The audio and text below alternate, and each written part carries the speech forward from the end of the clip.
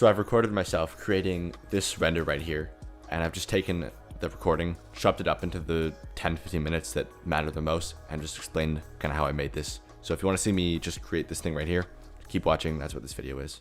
Okay, so I started with this pile of coins right here, and I'll just quickly show you how I'd set this up very easily. I tried a bunch of different ways of doing this, and the best way I found was using a rigid body simulation with an actual coin, and that way you get an actual, like a real pile of actual coins. Basically, I just made one coin by adding a cylinder. This cylinder, I just turned down the segments to 16 instead of 32, which is default. And then I textured this by using this image right here. I actually made this in Midjourney by just typing in like an up-close view of a coin or something like that. But you could just take a picture of a coin or make your own texture or whatever you want, or just use Midjourney.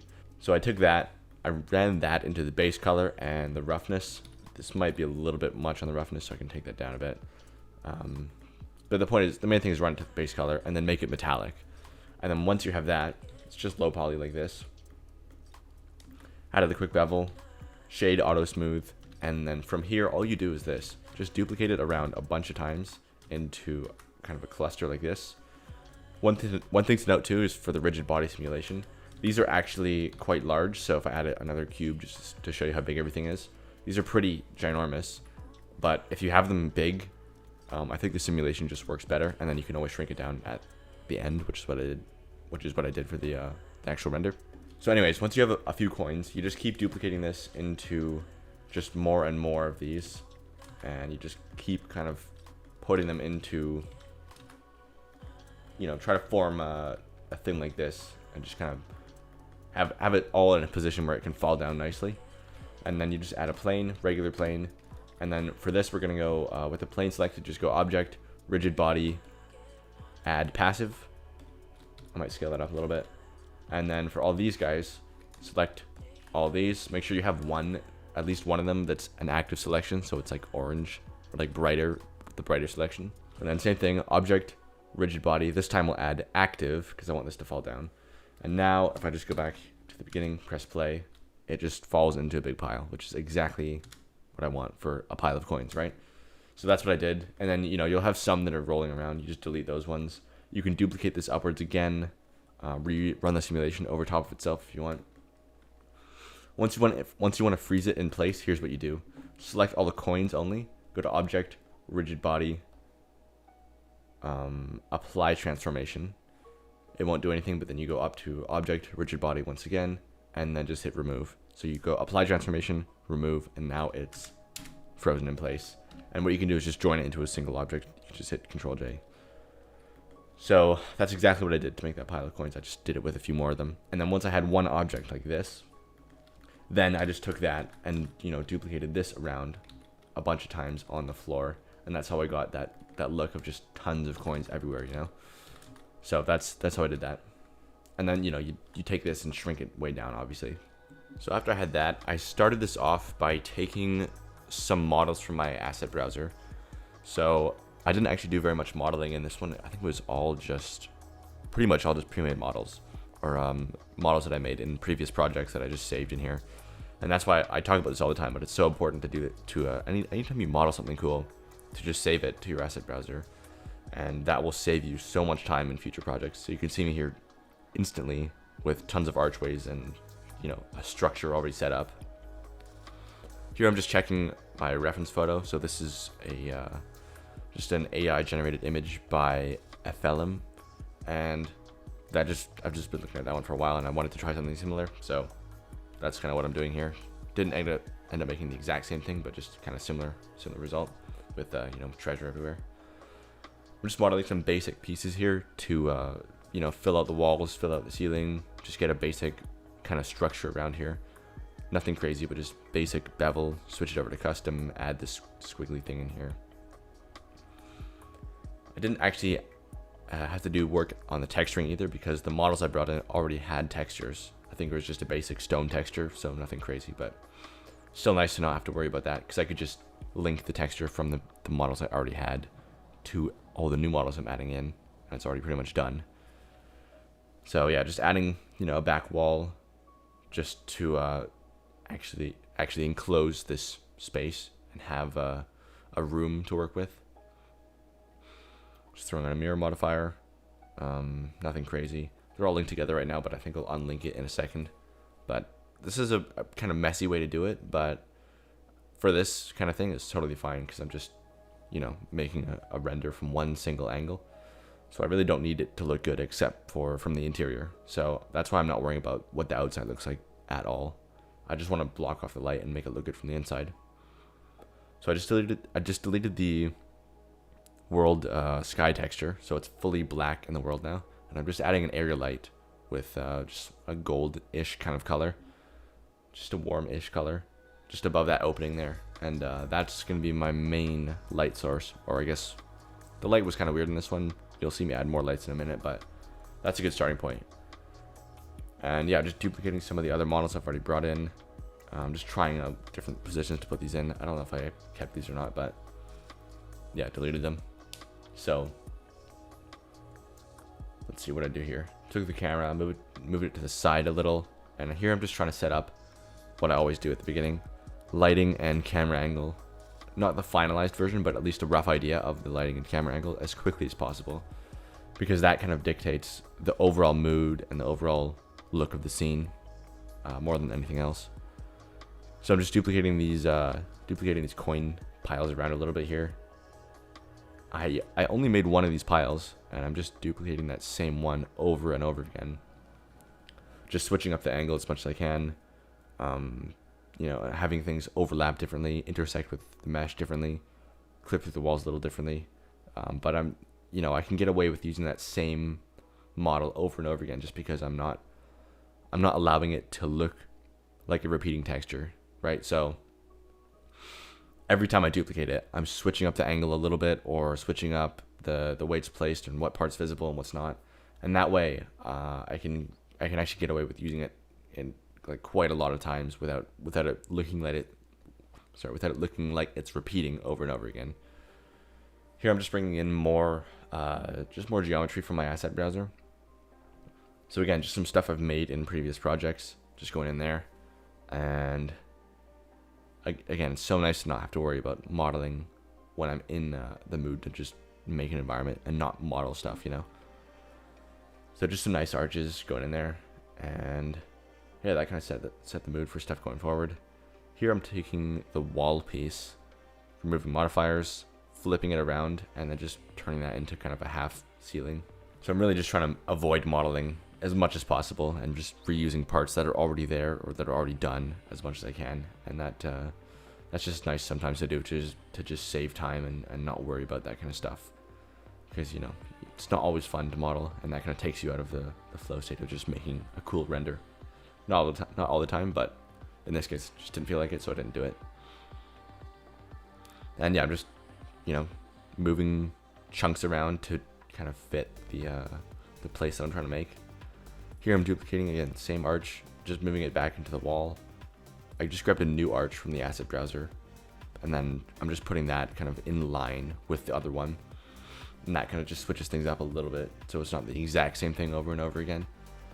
And also just gives something to look at the end of this hallway thing, you know. And it's kind of fun to just duplicate it over itself sometimes like that and just double it up to like a mega archway. I'm putting it at the top above that, but I think I actually got rid of that by the final render. Yeah.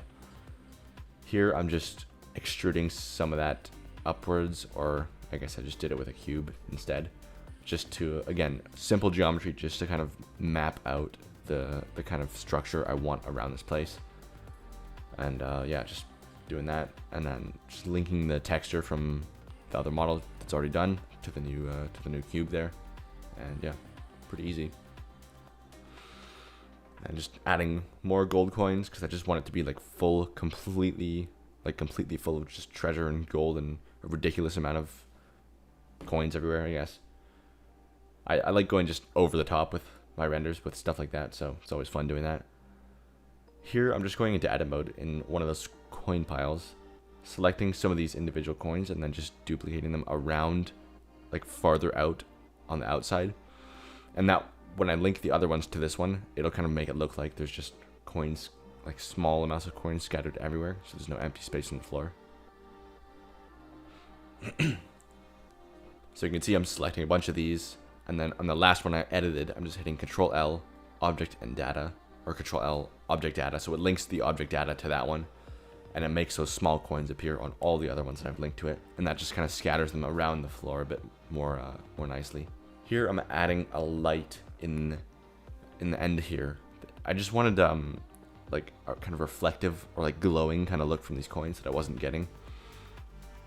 So I switched that over to a point light, made the radius huge, and then just made it the kind of gold color.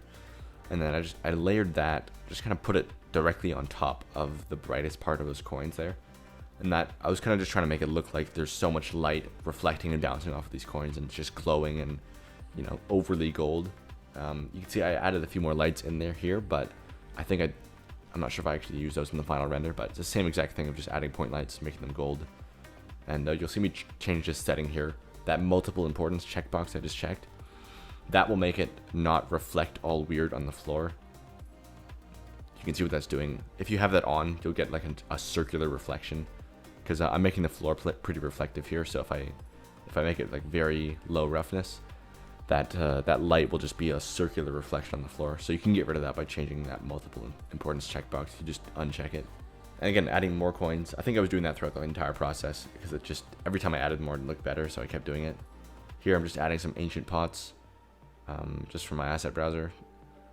And I think I just put a gold texture on these, or just a metal texture, and then made it like a goldish color. Treasure chest, just bring that in. Again, just stuff I modeled, not in this project, just in another scene. And yeah, just kind of putting those around, adding them here and there, moving things around. Here I'm adding incense burners. Again, just dropping in models from the fantasy asset pack I've made, and just using that to fill out. I just add more detail and just make things, yeah. And then that just ended a bit right here. Just selecting some parts of the ceiling. I didn't show that, but I just did some insets and bevels, and I'm just selecting some parts, making that gold, the same gold material I put on all the pots. I think it's just a rough metal texture from ambient CG, I think, and I just put just made the color a little bit more yellowish, with it still being metallic, and that's how you get that gold kind of look. I didn't show the volumetrics, but it's just a cube over the entire thing with the volume, with a volume scatter node just running it to the cube. Density at 0.01, anisotropy turned up to like 0.8 or something. Just my usual volumetric settings that I've showed in tons of other videos. You can go and find other videos on my channel. I think there's one called something volumetrics you can find, where I show the exact settings I usually use. But yeah, volume scatter, 0.01 on the density, 0.8 on the anisotropy, somewhere around there. Obviously it's going to be different per project, but that's roughly what I did for the volume in here. And yeah, at this point I was pretty much done. That was a very short amount of video to create this whole thing, but just know that like in my actual process, it, you know, took over probably multiple hours of just messing around with stuff and trying different ideas. It's not like I spent, you know, 8 minutes and 56 seconds on this and it just looked good straight away. That's not how this went. I just cut up the best parts of this where I was actually doing something that made sense, and I left that in and took out all the stuff where kind of nothing was happening, which was most of this. So don't think that I just made it instantly and it looked fine. You know, when I was actually making this, I did struggle quite a bit, and it's always tough and it's always hard making a render. So don't get discouraged, and I don't want you to think it was just super easy for me, because it wasn't. But it went pretty smooth, but not as smooth as like, you know, 8 minutes and I was done. So anyways, that's pretty much what I did for Blender, and now I'll just move into Photoshop and show you what I did there. Alright, so here's what I did in Photoshop. Here it is straight out of Blender, just this right here. The first thing I did was I took the mist pass and I used that to create a mask and just kind of brush in a bit of extra smokiness in the back. I've done other videos on my exact Photoshop process, so if you want to know exactly what I'm clicking here, the last video I talked about this was in a video called how to add that special look to your renders. Just go and watch that if you want to see my exact workflow here, but I'll explain kind of roughly what I'm doing. So I'm just using the mist pass to add in that a bit of a smoky kind of background there, just adds a little bit more depth. Not super important in this render. I'm making some areas a little brighter, making some areas a little bit darker. These effects are really not too strong. And then I'm adding a bit of a glow layer. This is kind of like the glare node right here. This is just duplicating the background layer and then blurring it and then changing the blend mode over to lighten. and then just lowering down the opacity a little bit. So all of those together did that right there. Not a huge difference. Oh, and there's one more, making this a little bit brighter right here. So all of that together, not that big of a difference, but it is, you know, all, I think, just small positive changes. So that's there. The real difference here comes through the camera raw filter. God, I can't talk. The real difference here comes through the camera raw filter, and that's this right here, this layer. So what this is, I've talked about this before, but if you're not sure what it is, just Google Photoshop camera raw filter and you'll see how to use it. I'll show you the settings in here. It's not anything crazy, just very basic edits. Just adding a bit more punch to everything, basically. I'm adding a bit of sharpening here. So there's the settings, masking up, sharpening up a little bit. I'm adding some grain. It's at 41 in this case, so it's actually pretty grainy. And I think that's it. No color grading, no color mixer, no curve in here, just that. Yeah, so that's it right there. So it's pretty much done, but I did do a little bit more after that. Just made the whole thing a little bit darker with this curves layer right here. Made the whole thing a little bit warmer with a color lookup table. So this color lookup is just making it, I don't know, a little bit warmer. It just shows one that looked kind of cool. And then one final curves to fade the darkest areas of this a little bit. So if I turn that on and off, you can see it's kind of adding that like cinematic or that like Instagram filtery kind of look to it a little bit. I kind of like that in there sometimes. And that's it. So that's all I did in Photoshop. And you can see here's what we started with. Here's what I ended with. That did make a pretty big difference. And just note too that at this point, I think I'm done, but I might go back and change it at some point. So the final render I put up might look slightly different, but probably not. Okay, yeah, so hopefully that was a kind of a useful, fun video. And yeah, I don't know. I think it kind of shows how fun doing 3D art can be sometimes when you just have like even just one cool little model that you make, like a pile of coins, and how that can lead to an entire render finish, kind of just based off of one single model. Yeah, I just love how you can take that, even like one coin, turn it into a pile of coins, turn that pile of coins into a massive pile of coins, turn that into a hallway of coins, and now, you know, you've got a whole render based around that one little object that you made in the beginning. I think that's so cool that you can do that. Yeah, I don't know, I just love this stuff. So hopefully that was useful. Hopefully it gives you some cool insights into my workflow. And yeah, if you found this video helpful and you want to go very in-depth into my environment creation process, and you also want a bunch of 3D models and tools that I use in my workflow all the time, there is a link below to a course. It's a product that I'm selling. It's the only product I sell. If you want to go very in-depth and just get the best stuff I have to offer, that link is for you. So yeah, go check that out if you want. Otherwise, I'll see you in some other video. And yeah, thanks for watching. See ya.